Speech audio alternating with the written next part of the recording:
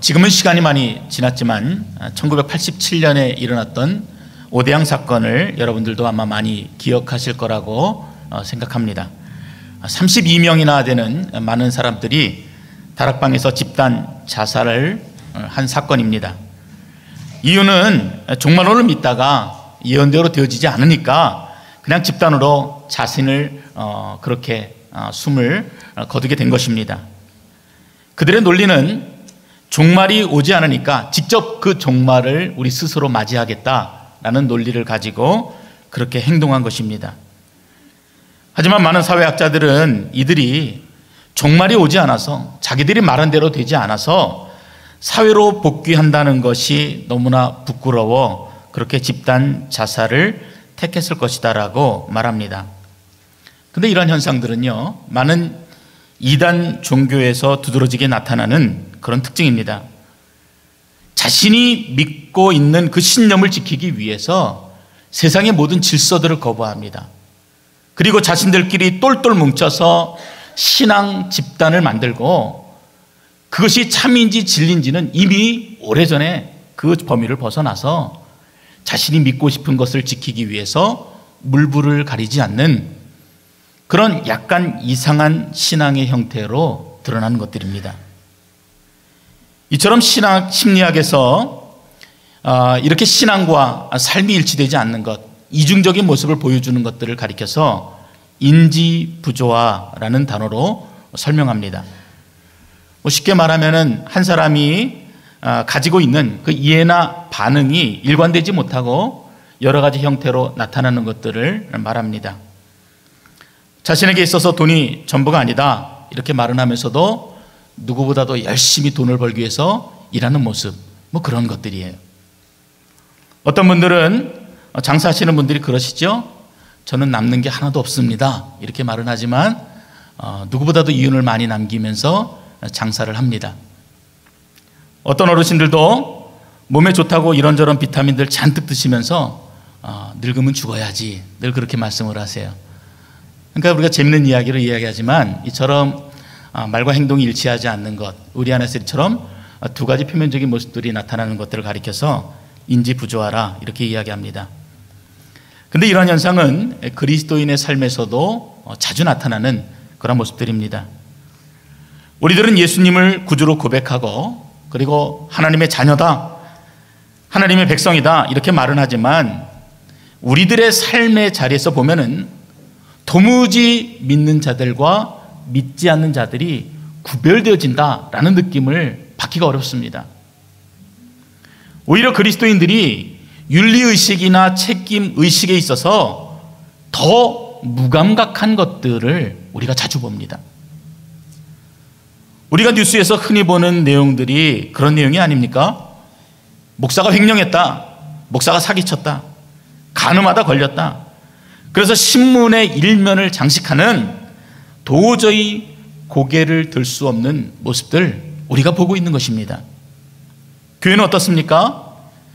믿지 못하는 영혼들, 죽어가는 영혼들을 살리는 생명의 공동체가 아니라 온통 재정비리, 건축비리, 세습과 탈세까지 이미 오래전부터 교회나 교회 지도자들이 세상 가운데 보여주는 모습은 존경이나 아니면 우리가 가야 될 진리의 길을 보여주는 것이 아니라 오히려 조롱거리로 전락해 버렸습니다.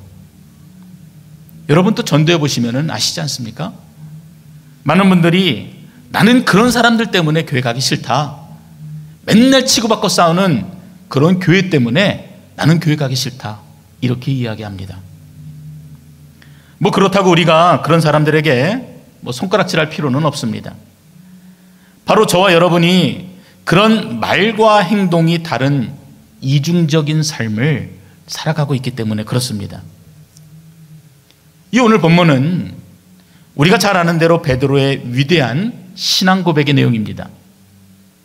마태복음 16장 13절에 보면은 예수님께서 제자들을 데리시고 가이사라 빌립보에 가십니다. 그리고 제자들에게 물어보시죠. 사람들이 나를 누구라 하느냐? 예, 그렇습니다. 더러는 예수님을 가리켜서 세례요한이라고 합니다. 엘리야라고 합니다. 스승이라고 합니다. 선지자 중에 하나라고 합니다. 이렇게 대답하자 주님이 진지하게 생각하시고 그 범위를 좁혀서 이제는 제자들에게 물어봅니다. 그러면은 사람들이 아니라 너는 나를 누구라 하느냐? 이렇게 물어보시죠. 그러자 베드로가 주는 그리스도시요 살아계신 하나님의 아들이십니다. 이런 유명한 신앙 고백을 하게 됩니다. 이 고백은요, 짧은 하나의 문장이지만 굉장히 중요하고 놀라운 고백이 아닐 수가 없습니다. 그 당시 사람들이 누구도 예수 그리스도에 대해서 그러한 인식을 가지지 못할 때 단지 그분을 선지자의 하나로 보고 단지 그분을 좋은 스승으로 보고 도덕적으로 훌륭한 분, 우리의 병을 고칠 수 있는 분으로 보는 그러한 인식 가운데서 그분이 나의 주인이십니다. 그분이 우리를 구원할 메시아이십니다. 그리고 그분은 하나님의 아들이십니다 하는 놀라운 예수 그리스도에 대한 인식을 베드로가 보여줬다는 것입니다. 그러니 얼마나 놀라웁니까? 이 말을 듣고 예수님이 또한 얼마나 기뻐하셨겠습니까? 그래서 주님은 베드로와 같은 이 진실한 신앙의 고백이 위해 내가 교회를 세우겠다. 로마 교황청이 말하는 것처럼 교황을 통해서 아니면은 교회를 베드로 위에 교회를 세우겠다가 아니라 이처럼 그리스도를 바로 알고 고백하는 진실한 신앙 위에 내 교회를 세우겠다 말씀하십니다. 그리고 음부의 권세가 이기지 못하도록 하겠다. 천국의 열쇠를 내게 주겠다. 이렇게 말씀해 줍니다. 모든 믿는 자에게 복음을 전포하고 선포할 수 있는 놀라운 권세를 주겠다라고 하시는 것입니다. 우리가 이 자리에서 예수 그리스도를 주님으로 고백하고 함께 예배를 드리는 것만으로도 사실은 놀라운 은혜예요. 그 무엇과도 바꿀 수 없는 놀라운 감격과 은혜가 우리 안에 있습니다. 그런데 그 천국의 복음을 우리의 입술을 통해서 증거하고 선포하는 놀라운 특권과 영적인 복을 허락하신다는 것입니다. 그런데 오늘 우리가 읽은 이 마가복음 본문에서는요, 이처럼 마태가 보았던 관점과는 조금 다른 관점을 우리들에게 제공합니다.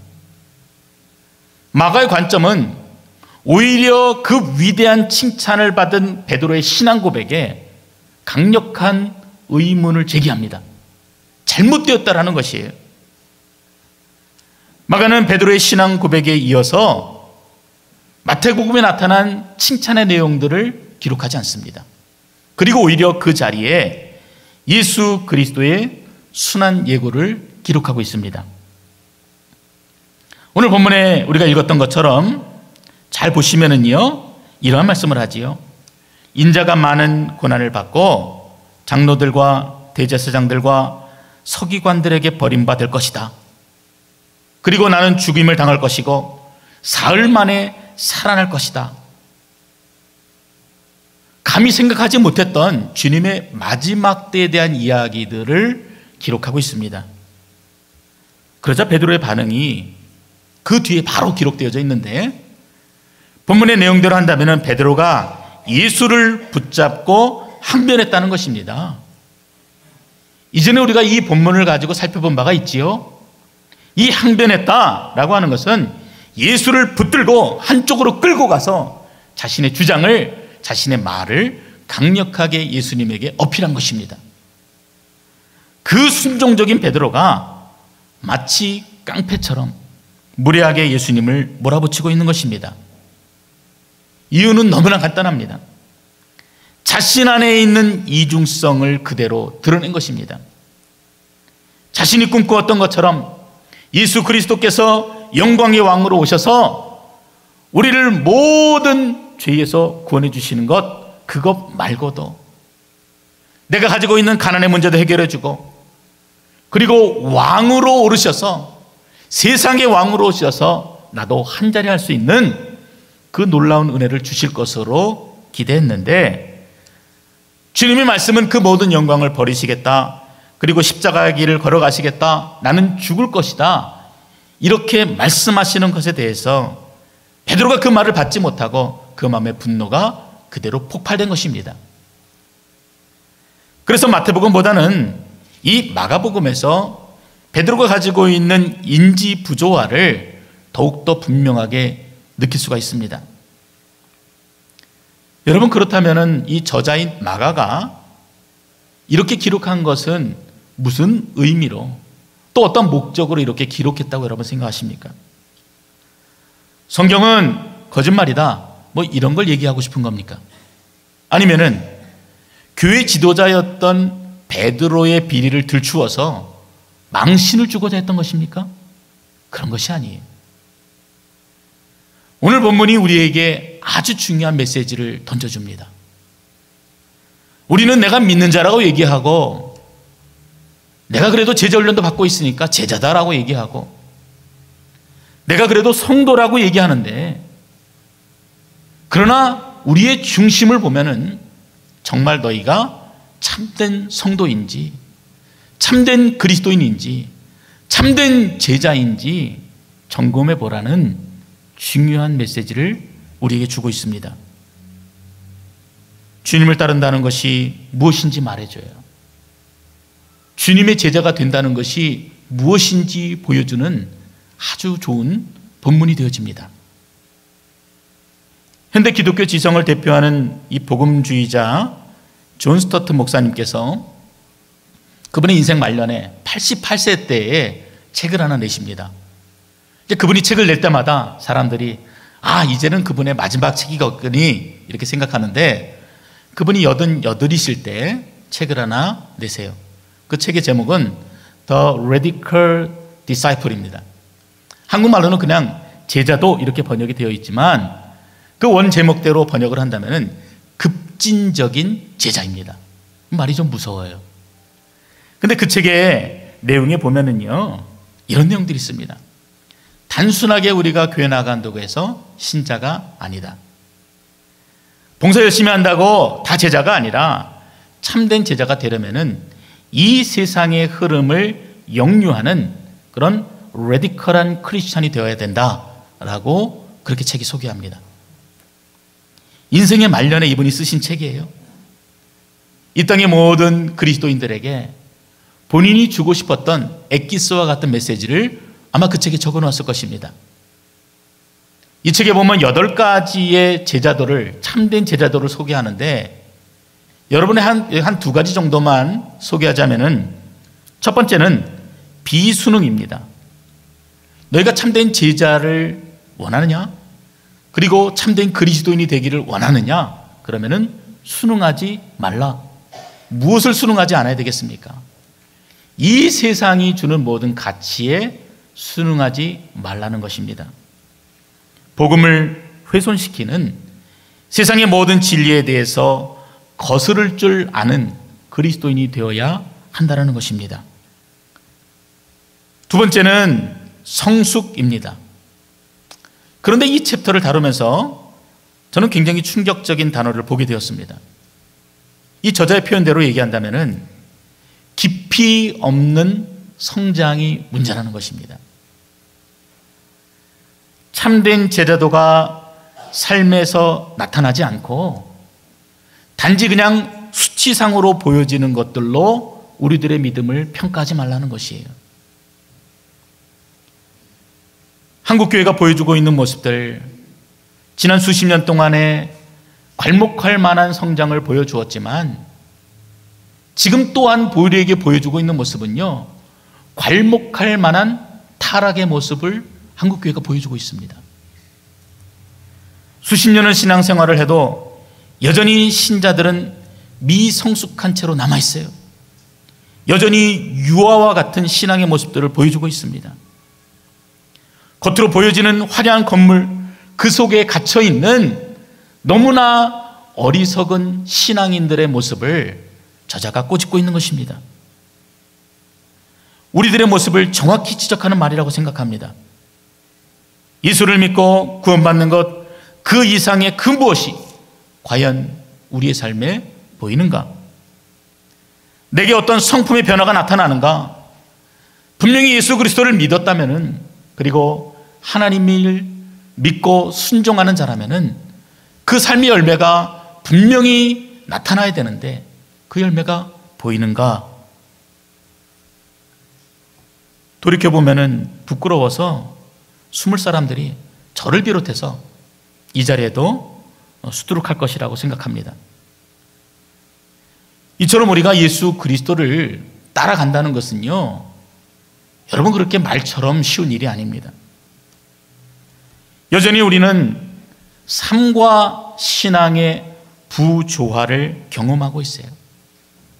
알면서도 넘어갑니다. 깨달으면서도 행하지 못합니다. 힘겨운 투쟁을 벌이고 있어요. 그래서 이를 교리적으로 표현하면은 우리가 성화다 이렇게 이야기하기도 합니다.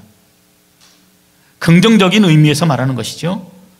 주님이 재림하셔서 우리가 영화롭게 되기까지 끊임없이 그리스도를 따라가는 이 제자의 길을 성화라고 합니다. 저 여러분 이렇게 인지 부조화를 경험하면서 성화의 길을 걸어가고 있는 것입니다. 그런데 오늘 이 본문은 우리에게 이처럼 삶과 신앙이 일치되지 아니하고, 그러면서도 우리가 예수 그리스도를 믿는다고 그 길을 걸어가고 있는 우리들에게 그 길에서 만나게 되는 세 가지 인식에 대해서 오늘 본문이 우리에게 설명합니다. 성화의 길에서 우리가 만나게 되는 이 첫 번째 인식의 단계는 그리스도에 대한 인식입니다. 27절부터 29절이 그런 내용을 좀 담고 있습니다. 어렵게 생각할 것도 없습니다. 신앙의 첫 걸음과도 같고, 또 공허한 인생을 생명으로 이끄실 분이 누구신지, 사마리아 여인처럼 영적인 갈증을 해결할 영원한 생수로 부어주실 분이 누구신지 깨닫는 단계예요. 인식하는 것입니다. 그래서 나를 죄에서 구원할 구원자가 누구이신지 누구에게서 발견합니까? 그리스도 예수에게서 발견하는 단계입니다. 여러분은 그 그리스도를 인생 가운데서 만나셨습니까? 발견하셨습니까? 여러분 점검해 보셔야 돼요. 우리가 그 일들이 너무나 중요합니다. 교회 나온다고 다 예수 그리스도를 만난 게 아니에요. 그분이 여러분을 모든 죄에서 구원하실 구원자이심을 우리가 인식하고 있는지 점검해 봐야 합니다. 오늘 본문의 제자들도 별반 다르지 않습니다. 이미 오랫동안 예수님의 제자로 예수님을 따라다니면서 수많은 이적들을 경험했지만 이들의 믿음은 너무나 보잘것없었습니다. 특히 마가복음에서 보면은 이런 오합지졸들이 제자인가 그렇게 싶을 정도로 마지막까지 부끄러운 모습들을 보여줍니다. 예수님이 당신의 순환을 예고하시면서 십자가에 달려 죽으실 때 다 그 자리에서 도망가 버렸어요. 예수님이 부활하셔서 제자들에게 나타나실 때도 그 부활의 주님을 알아보지를 못합니다. 3번이나 만나시고 손수 물고기를 잡게 하시고 너가 나를 사랑하느냐 말씀하실 때도 그 주님을 경험하지를 못해요. 인식하지를 못합니다. 저마다 예수님을 바라보기를 내 인생의 문제를 해결해 주실 도깨비 방망이 정도로 인식하고 있지는 않은지 여러분 생각해 보셔야 합니다. 제자들의 모습처럼 이제까지 지긋지긋하게 살아온 이 가나안의 문제를 해결해 줄 그런 왕으로 여러분 기대하지는 않으십니까? 어떤 이들은 하나님께서 세우신 위대한 선지자들 하나로 그렇게 인식했습니다. 이 말은 남들이 그렇게 여기는 것처럼 위대하신 분은 맞는데 내 인생을 깊이 터치하시고 나를 구원하실 구원자로 여기지는 않는 것입니다. 내가 이 자리에서 예배는 드리고 있지만 내 마음의 고백은 주님을 향해 있지 않아요. 그러한 스스로의 인식이 우리 안에 있는가를 점검해 보라는 것입니다. 그런데요, 29절에 보면 베드로가 예수님에 대해서 주는 그리스도이십니다 하는 고백을 합니다. 너무나 정확한 신앙의 고백입니다. 가장 기본이지만 가장 중요한 고백이지요. 주는 이라고 시작하는 이 단어는요, 그분이 내 삶의 진정한 주인이라고 인정하고 고백하는 것입니다. 그리고 그리스도라는 말은 기름 부음을 받은 자라는 뜻이 담겨져 있습니다. 이 기름 붓다, 이 말은요, 왕이나 아니면은 선지자들의 어떠한 권위를 부여하기 위해서 행하는 의식의 모습이에요. 예수 그리스도를 향해서 주는 그리스도이십니다. 그분이 가지신 권위와 그분이 가지신 위엄과 그분이 가지신 권세에 대해서 정확하게 인식하고 고백하는 내용이라는 것입니다. 그러니 이 베드로의 짧은 고백이 얼마나 주님의 마음에 흡족하시겠습니까? 하나님의 구원 사역을 위임받은 하나님의 아들 메시아 예수 그리스도, 그분을 인생의 주인으로 고백하고 그분을 나를 죽음에서 살리실 구원자로 고백하는 이 믿음, 이 놀라운 고백을 베드로가 보여주고 있는 것입니다.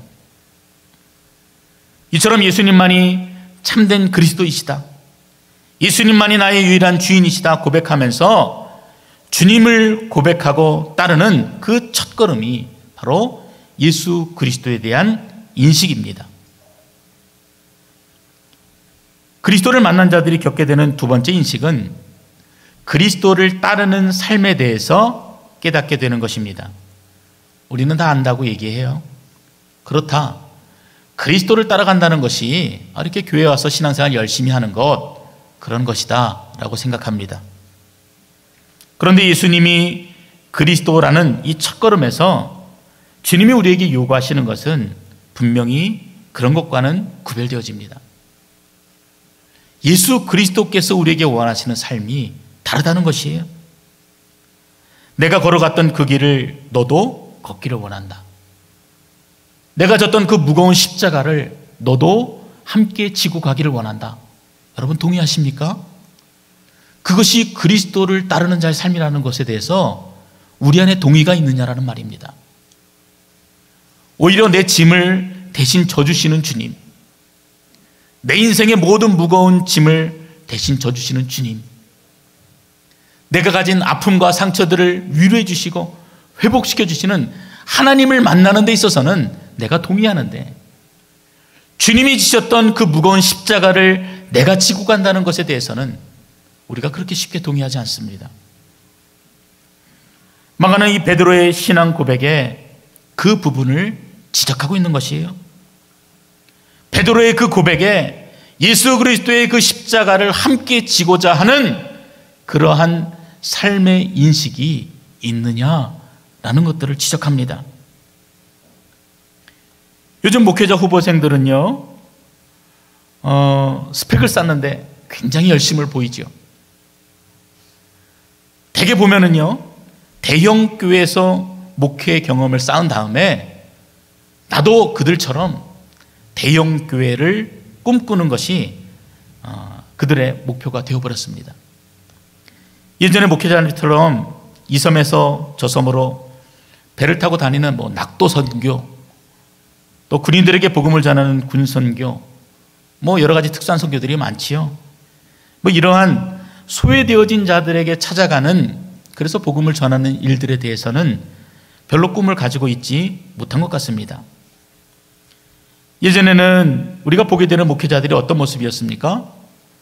아주 두꺼운 성경책을 옆구리에 끼고 구멍난 신발을 신고 다니면서 열심히 복음을 전하고 증거하는 겸손하고 청렴한 목회자들을 만나게 됩니다.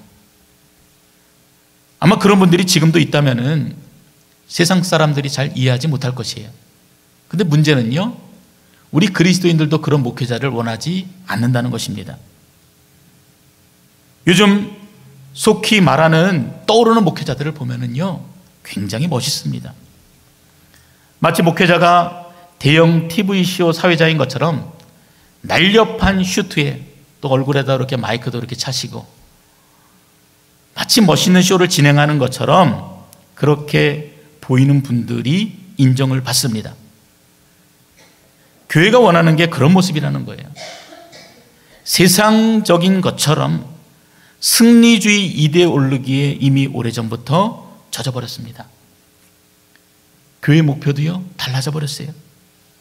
우리 교회 건물은 어떻고, 우리가 세운 교회는 몇 개고, 우리 교회 교인은 몇 명이고, 헌금은 얼마이고 하는 것들이 목회의 성공을 척도하는 기준이 되어버렸습니다.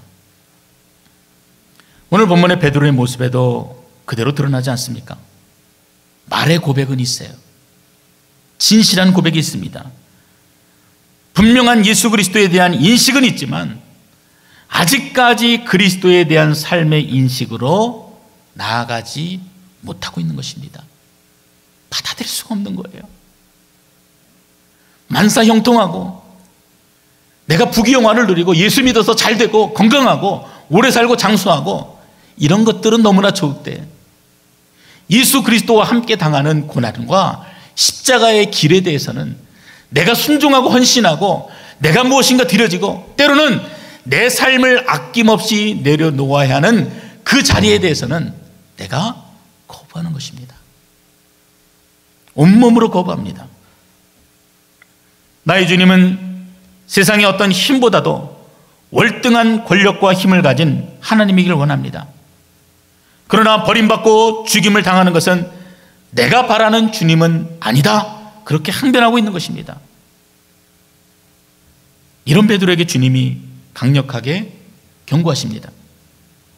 예수께서 돌이키사 제자들을 보시며 베드로를 꾸짖어 이르시되 사단아 내 뒤로 물러가라. 네가 하나님의 일을 생각하지 아니하고 도리어 사람의 일을 생각하는도다. 여러분이 추구하는 그리스도인의 삶이 무엇인지 스스로 점검해 보시기 바랍니다. 과연 우리 교회가 하나님이 기뻐하시는, 정말 주님이 원하시는 그 길을 걸어가고 있는지 점검해 보셔야 합니다. 세상 사람들이 그러는 것처럼 성공주의에 연연한 우리들의 모습이 있는지 돌아보라는 것입니다.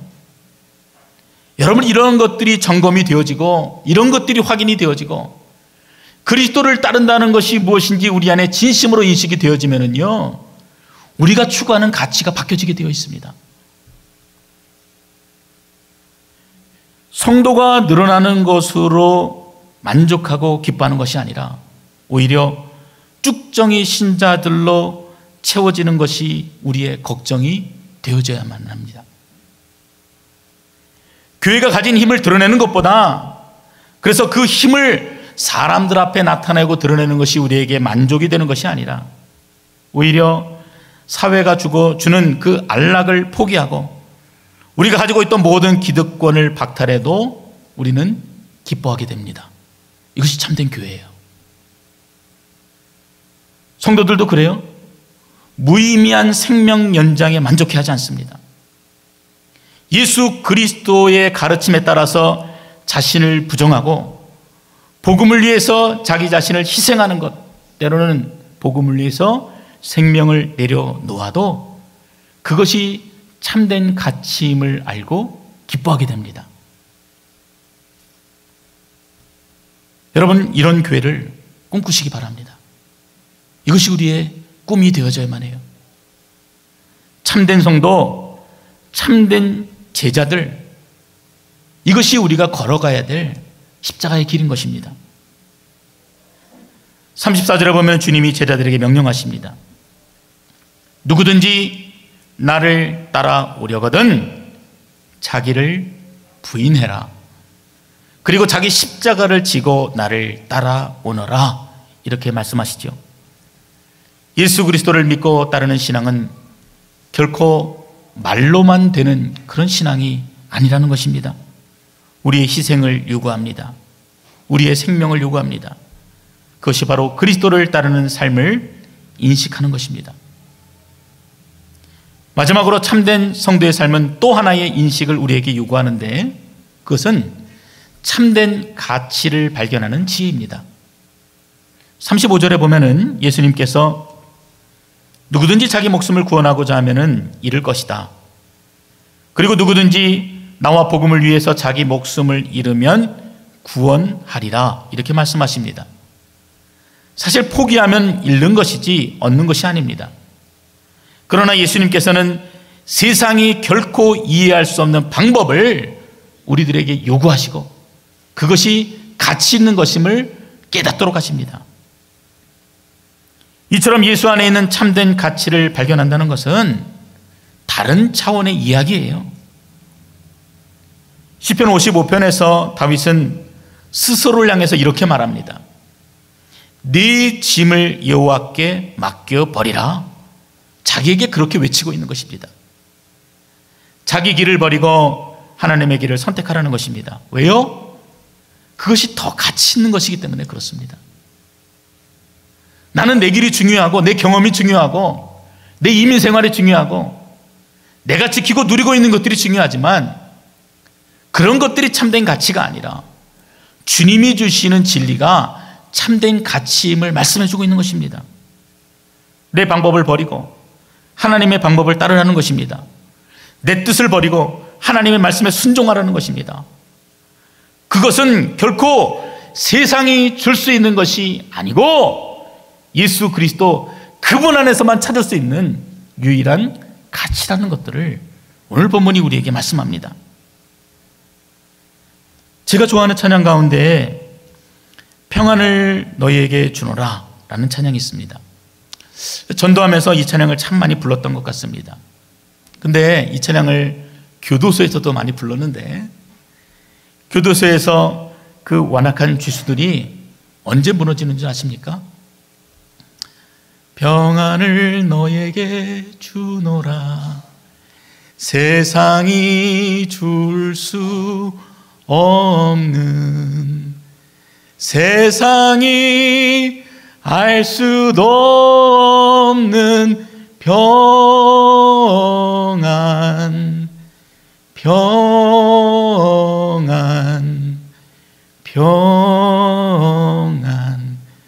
평안을 내게 주노라. 세상이 줄 수 없는 그 누구도 만족시켜 줄 수 없는 그 영원한 평안이 예수 그리스도 그분을 통해서 주어진다는 것을 깨닫게 될 때 그 사람들이 무너집니다. 우리가 그것들을 경험하게 되어지는 것이에요. 나는 이것이 참된 가치다. 나는 이것이 내 인생에 있어서 너무나 중요하다 여겨지는 것들이 있지만 우리가 주님을 따라가는 길을 걷다 보면은 그것이 참된 가치가 아니라 오늘 주님이 주시는 것처럼 예수 그리스도 그분을 통해서 주어지는 것들이 참된 가치라는 것들을 우리가 인식하는 단계에 이르게 됩니다. 마태복음은 베드로의 신앙 고백, 주는 그리스도 신이이다 이후에 예수님의 칭찬을 기록하고 있습니다. 바요나 시몬아 네가 복이 있도다. 네가 복이 있도다. 예수님의 인정입니다. 결코 세상의 학식으로도 부요함으로도 권력으로도 명예로도 세상을 다 얻은 자도 결코 얻을 수 없고 오직 예수 그리스도 안에서만 찾을 수 있는 참된 가치, 지혜를 깨달았기 때문입니다. 사랑하는 성도 여러분, 주님을 그리스도라고 고백할 수 있는 여러분이 되시기를 바랍니다. 그리스도를 따르는 삶이 무엇인지를 깨닫고 행하시는 여러분 되시기를 바랍니다. 그리스도 안에 있는 참된 가치, 참된 진리에 여러분의 전 인생을 내려놓을 줄 아는 여러분이 되시기를 주의 이름으로 축원드립니다. 교회가 이 일들을 설교합니다. 우리가 입술로 늘 고백하는 것입니다. 그러나 이처럼 우리의 삶이 우리가 고백하는 것들과 다를 때 주님은 분명한 경고의 메시지를 우리에게 주십니다. 예수님을 믿는다는 것은 결코 우리에게 만사 형통의 안락을 보장하지 않습니다. 그러나 예수 그리스도 안에 있는 참된 가치를 발견하고 그 가치를 위해서 살아가는 것이 참된 성도, 참된 제자의 길임을 성경이 가르칩니다. 이를 위해서 예수 그리스도를 더욱더 깊이 알아가시기 바랍니다. 죽는 날만 기다리는 헛된 인생이 아니라 그리스도께서 걸어가신 그 길이 어떤 길인지 내가 깊이 인식하고 깨달아서 오늘 내게 허락한 이 날이 앞으로 내 인생 가운데 허락된 그 날들을 예수 그리스도와 함께 십자가를 지고 걸어가는 거룩하고 복된 인생이 되시기를 주의 이름으로 축원드립니다. 기도하겠습니다.